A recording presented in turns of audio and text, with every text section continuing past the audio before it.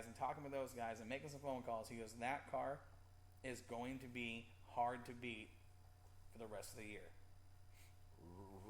I look at him. Now, I look at him and I'm thinking, okay, that's bold. Well, it is, but Dustin Katie is one of those guys. Well, that's the thing. He's not one of those guys that he doesn't wear panties. I'll tell you that. You know what I mean?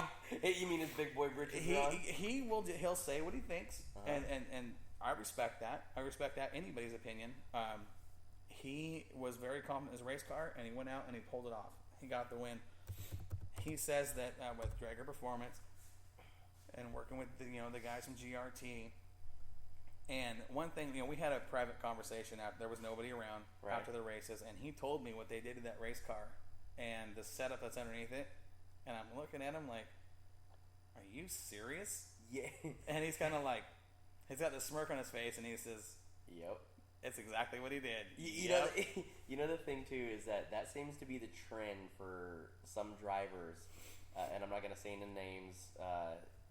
That I've talked to several drivers and stuff, and I said, hey, like Chadwick and Perry and a lot of these guys that tour a lot and everything else, right? And some of the guys like Colin. I mean, Colin goes to these bigger races and goes out of town to find different setups to get better. And that's going to make you a better driver. You're going to race against not just, I won't say better competition, but different competition. Right. You're going to learn something. And this little trip back there to where he went in Montana, they learned some things. It pays to, if you can do it, it pays to travel, because you start talking to these guys that you don't race with every single weekend and say, okay, hey, look, this is where I'm from. For a fact, probably 99% of the time, those guys aren't going to come here. It's like, what can I take back? Let me pick your brain. What do I do there? What do you do here? Exchange information. I'm telling you right now. He starts telling me the setup, and he didn't hide anything. I'm not going to say anything that's underneath that car. Absolutely not. I'm not going to give anything away. But as he's telling me, I'm looking at him like, what? Shaking your head and you're like, are you nuts? Really? And he's like, I've done that a couple times this year. He says, "Yep," and he goes, "We're going to be." And the thing about Dustin is, he says, "We're going to be hard to beat." He goes, "I don't mean that as a slam to anybody." He goes, "I mean that as a compliment to this crew and the work we've done and what they're doing with the Drager Performance GRT cars. From what we've seen last Saturday, if he can continue that, he is going to be hard to beat for the rest of the year." And I bet your eyes got about this big when he sat there and says, "Oh well, this is underneath it." And you're like, "Hold on, that doesn't." Everything that we know, you're like, no, that doesn't make sense. Well, and to me, there was some things he said that I just kind of went, how did that even work? No. And then he tells me this, and I said, okay. I guess I can't argue with that point, but there's these things called exotic setups. Okay? I've been, yep. And when it comes to the setup underneath his car, you can take the baseline setup and throw it right out the window. And you can go to the exotic setup, okay? And his setup is somewhere in that range. I'll give you guys that. That does narrow it down. But there's also a way to race where you can overthink yourself. And how many times... Especially in a modified. Mm-hmm. That's, horsepower, small tires... Track conditions, all the time. Packages with shocks and stuff. You've really got to be in your game. It's easier to overthink yourself on a modified than, say, something like a late model. Oh, absolutely. And we've seen a lot of guys do it. We've been around racing a long time. I've done it. You've done it. Every racer I know has beat themselves by outthinking themselves at some level. Absolutely. Okay. These guys here, I don't see that happening. I'll tell you that. Your eyes, you just looking at me like mm-hmm. And we'll talk. We'll kind of We'll talk off air. A very interesting conversation with Dustin Katie and the confidence that he is carrying in to that race and leaving with is going to be it's going to be a tough thing for the rest of the field. And that's good to have confidence like that, because if you go in having that confidence and say you pick up a win like he did, that confidence just boosts even more. Then you can sit there and go back to the team and say, you know what? Hey, look, this is working. This is what we need to start. This is what we need to keep doing. This is our progress. This is what our goal is for the rest of the season. With that said, just like Kenny Miller buying that brand new TRE, Right. Going out there and last week had a 75% car. He finished second, 1,000% car. Right? Yeah, with a black line. So on okay, let's just say this: when a guy like Dustin Cady, he's good. I mean, he's just a really good race car driver. That's a compliment to him. I mean, those guys they've got a good program. He understands race cars. He understands how to change race cars and how to set them up to make them work underneath him. When a guy like that says to you, that's the best race car I've ever driven, you might want to be concerned a little bit. Those are big words. Yeah, I would be thinking twice about my program. Yeah, what do I have to do to get that little bit to where he's at? And there's going to be some guys thinking about it. That being said, I mean, the top 5. Listen to this. This was an interesting feature. So Cady gets the win by 1.36 seconds.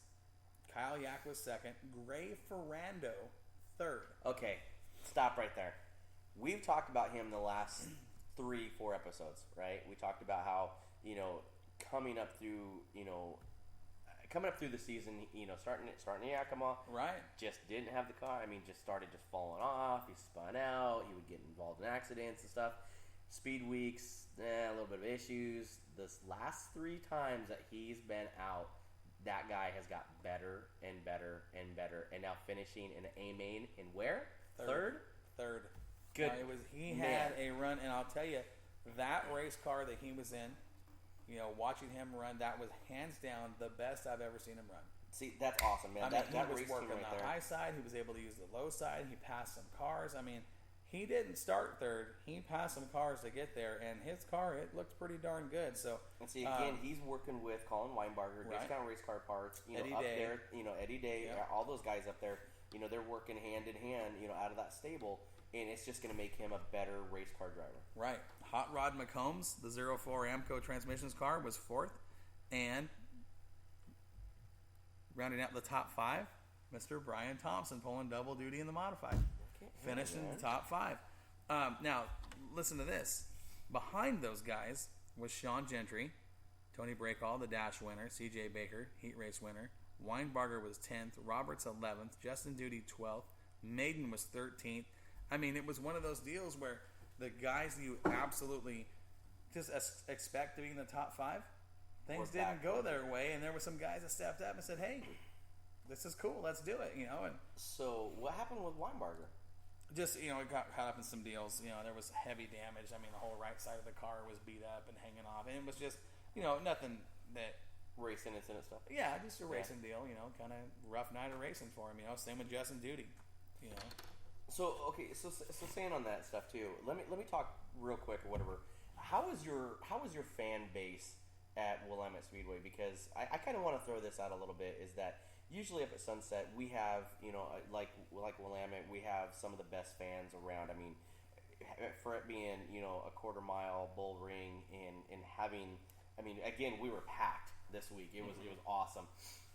But it was real weird because it all kind of started early in the night, trying to get the fans riled up. It's like, hey, you guys ready to go? Like after, opening ceremonies, it was just kind of like, yeah, we're ready, just kind of going through motions. And then when we got to, the main event time and we started, going through the field of cars because we lined them up on the front stretch, it was just kind of like, just yay. And it's like, where the hell is, where is everybody?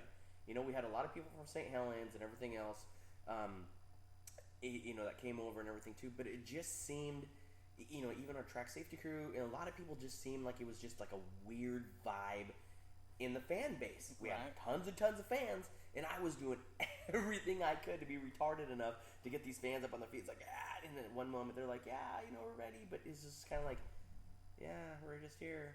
It was just. Well, that's when we got to go to the next level, and it's not. Sometimes those nights aren't easy. We had a pretty good fan base. We had a big crowd. We had the South Albany Rebels baseball team in the house for the 50-50, and the winner. Listen to this: the winner walked out of there with $1,068.50. Wait, walked out with it? That was the winner's half of the 50-50. Shut up. And that's like the 4th or 5th time we've been over $1,000 this year. Wow. Okay, so check this out. Okay, so you're talking about 50-50 too, right? So our 50-50 was for our track safety crew, right? Mm-hmm. And I believe it was close to $1,200 that was in the pot. $600 or $570 some odd dollars went to the winner for our track safety crew. Then an anonymous donor gave the safety crew an extra I think it was either $125 or $150. So that basically gave the track safety crew almost close to $700 for that night. That's awesome. I'd love to see that. Cool. You know, those guys, again, we can't give those guys enough praise. IMCA modified points at Willamette Speedway. Colin Weinbarger is the leader.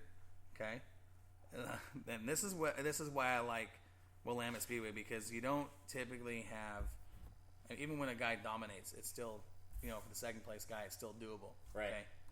Colin Weinbarger sits ahead of Kyle Yak by 11 points. No kidding.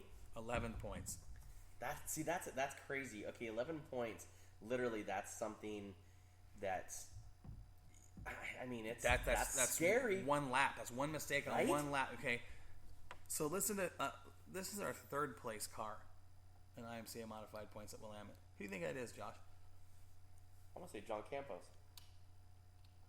Even though he doesn't run every week, but I want to say Campos. Gray Ferrando. Shut up! Gray Ferrando sits 3rd in points. He's 32 points back out of the lead. Now listen to this. He's also tied with Rod McCombs. Both those drivers have 247 points, and they're both tied 32 points back off of Colin Weinbarger. Okay, so nobody gets kind of confused where, like, I'm not saying, like, shut up, like, I can't believe he's up there. That's awesome. The guy, he's been coming on. I mean, we talked about him earlier in the racing season about, you know, some of the learning curve that comes with the modified and stepping up to the newer car for him. And he's been consistent. You know, he sits 3rd in points with Rod McCombs. Campos is actually 5th. 40 points out. Now listen to this. The top 10 modifieds after last Saturday are separated by 75 points. Wow. 75. That's the top 10? Weinbarger, Kyle Yak, Gray Ferrando, Rod McCombs, John Campos, Matthew Drager, Ron Berry, Sam Potter, Ethan Landers, and Kevin Roberts. And Roberts has missed a race or two. Yeah, I think he's missed 2. Mm-hmm. And he's 75 points out in 10th. Dude, that is so awesome. I'm so happy for Gray Fernando and that race team to have a comeback like they have from the start of the season. You know, because I know that he was upset, and he was like, man, frustrated. I wouldn't say upset. Absolutely. Frustrated. You know, I mean, frustrated. And he's had one of those seasons where it's been really, really good or really, really bad. Right. You know.